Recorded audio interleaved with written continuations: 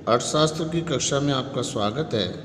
आज हम अध्याय 9 पर्यावरण और धारणीय विकास के बारे में अध्ययन करेंगे। इस अध्याय को पढ़ने के बाद हम पर्यावरण की अवधारणा को समझेंगे कि यानी पर्यावरण क्या होता है। दूसरा, पर्यावरण की अधोगति, संसाधन, अपक्षय के कारणों तथा प्रभावों का विश्लेषण कर सकेंगे।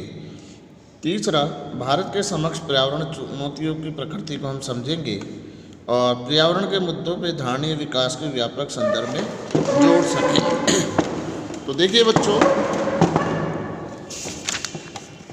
पर्यावरण की एक सबसे जटिल समस्या है।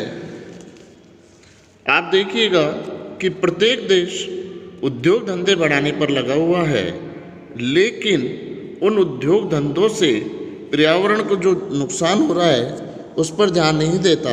तो आज हम पर्यावरण के बारे में अध्ययन करेंगे। सबसे पहले इसका परिचय। पिछले अध्यायों में हमने भारतीय अर्थव्यवस्था के समक्ष प्रमुख आर्थिक मुद्दों पर चर्चा की है।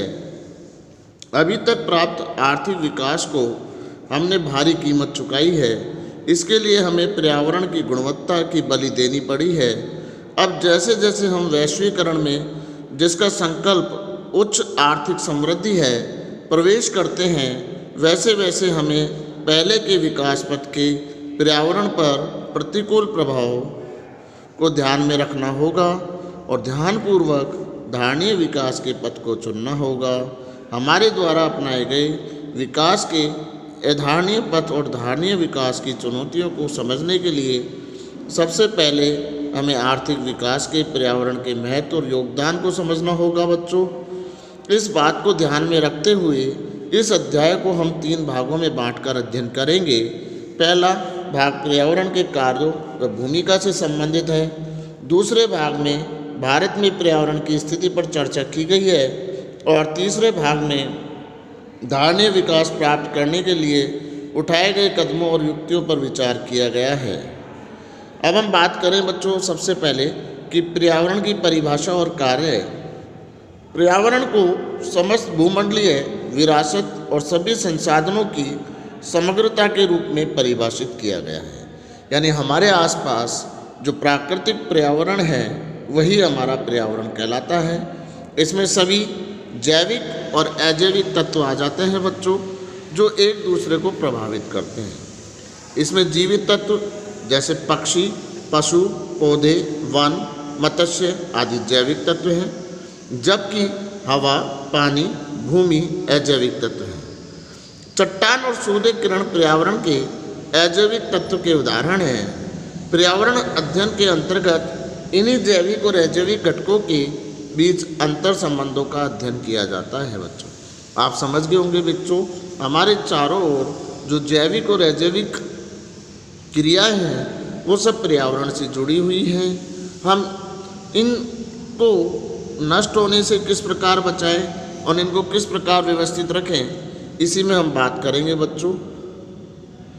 पर्यावरण के कार्य। पर्यावरण के 4 आवश्यक कार्य होते हैं बच्चों। यह संसाधनों की पूर्ति करता है, जिससे नवीनीकरण और गैर नवीनीकरण दोनों प्रकार के संसाधन शामिल होते हैं। देखिए बच्चों, प्रकृति से हमें बहुत सारी वस्तुएं मिलती हैं। उनमें से कुछ स्वतः बन जाती हैं और दोबारा हो जाती है, जैसे कृषि हम बार बार करते हैं, और कुछ गैर नवीनीकरण होते हैं, जैसे खाद्यान्न से कोई वस्तु निकालते हैं, कोयला वगैरह, तो उसका गैर नवीनीकरण नहीं होता। नवीनीकरण योग्य संसाधन वे होते हैं जिनका उपयोग संसाधन के क्षय या समाप्त होने की आशंका के बिना किया जा सकता है, यानी वो कभी समाप्त नहीं होते, अर्थात संसाधनों की पूर्ति निरंतर बनी रहती है। नवीनीकरण संसाधनों के उदाहरण में वनों से में पेड़ और समुद्र में मछलियां हैं। यानी अपन एक बार मछली निकाल ली तो फिर अन्य मछलियां बन जाएंगी बच्चों। वनों से पेड़ निकाल लिए तो वो रुक जाएंगे, खेती में दोबारा खेती हो जाएगी, तो ये नवीनीकरण है। दूसरी ओर गैर नवीनीकरण योग्य संसाधन वे हैं जो कि निष्कर्षण और उपयोग से समाप्त हो जाते हैं, यानी एक बार प्रयोग लेने के बाद वो समाप्त हो जाते हैं। उदाहरण के लिए जीवाश्म ईंधन ये अवशेष को समाहित कर लेता है। ये जनांकिक और जैविक विविधता प्रदान करके जीवन का पोषण करता है। यह सौंदर्य विषयक सेवाएं भी प्रदान करता है, जैसा कि कोई सुंदर दृश्य। पर्यावरण इन कार्यों के बिना किसी व्यवधान की तभी कर सकता है जब तक कि ये कार्य उसकी धारण क्षमता की सीमा में हो। यानी हम एक सीमा तक प्रकृति से जो नुकसान होता है उसकी भरपाई स्वतः कर लेती है बच्चों, यानी वो उसकी धारण क्षमता है। और जो प्रकृति अपने नुकसान को स्वयं नहीं भरपाई कर पाती वो अधारणीय क्षमता की सीमा से बाहर कहलाता है। इसका अर्थ है कि संसाधनों का निष्कर्षण उनके पुनर्जनन की दर से अधिक नहीं हो, यानी जितना बनता है उससे ज़्यादा नहीं। यानी जितनी पेड़ों से ऑक्सीजन हो रही है उसी को उतना ही उपभोग होगा बच्चों, उससे ज़्यादा नहीं। और उससे ज़्यादा अगर हमने कार्बन डाइऑक्साइड फैलाई तो ऑक्सीजन की मात्रा कम होगी। उत्पन्न अवशेष पर्यावरण की समावेशन क्षमता के भीतर है। जब ऐसा नहीं होता तो पर्यावरण जीवन पोषण का अपना तीसरा और महत्वपूर्ण कार्य करने में असफल हो जाते हैं। इससे पर्यावरण संकट पैदा होता है। पूरे विश्व में आज यही स्थिति है।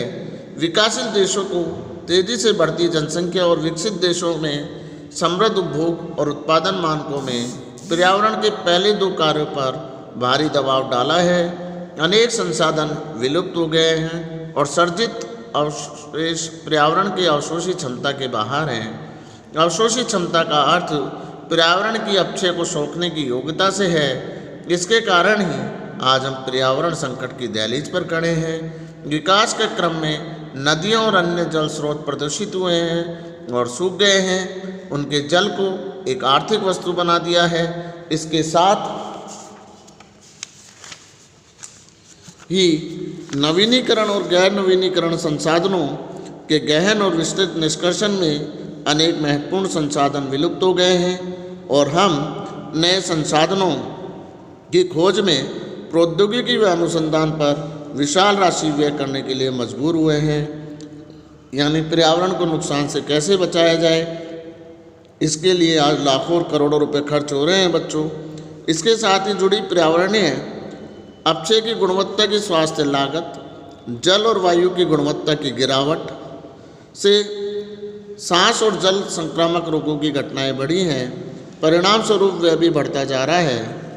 वैश्विक पर्यावरण मुद्दों जैसे वैश्विक उष्णता और ओजोन क्षय ने स्थिति को और भी गंभीर बना दिया है, जिसके कारण सरकार को अधिक धन व्यय करना पड़ा है।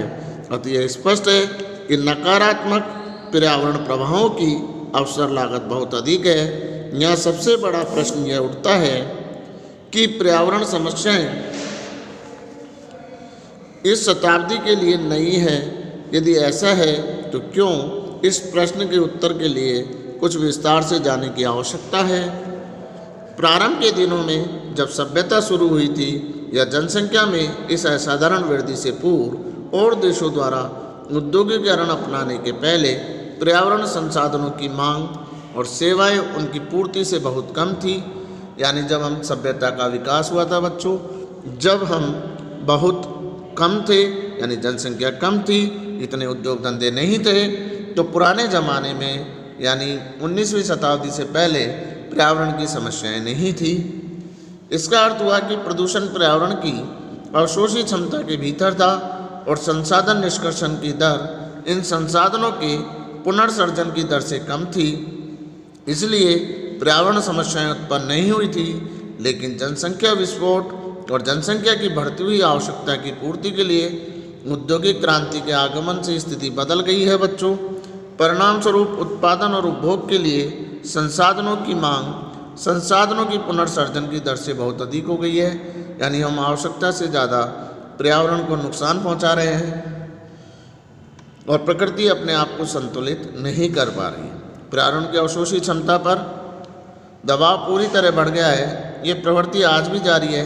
इस तरह से पर्यावरण की गुणवत्ता के मामले में मांग और पूर्ति पूरी तरह से उलट गए हैं। अब हमारे सामने पर्यावरण संसाधनों और सेवाओं की मांग अधिक है, लेकिन उनकी पूर्ति सीमित है, जिसके कारण अधिक उपभोग और दुरुपयोग है। इसलिए अवशिष्ट सर्जन और प्रदूषण पर्यावरण मुद्दे आजकल बहुत गंभीर हो गए हैं बच्चों। आप भी देख रहे हैं आपके आसपास पर्यावरण की समस्या सबसे अधिक है। तो आप लोग पर्यावरण को बचाने के लिए जागरूक हों। आगे हम अगली कक्षा में अध्ययन करेंगे बच्चों। आज के लिए इतना ही, और इसको अपनी बुक से देखें, अध्ययन करें, और कोई समस्या हो तो मुझसे संपर्क करें। धन्यवाद।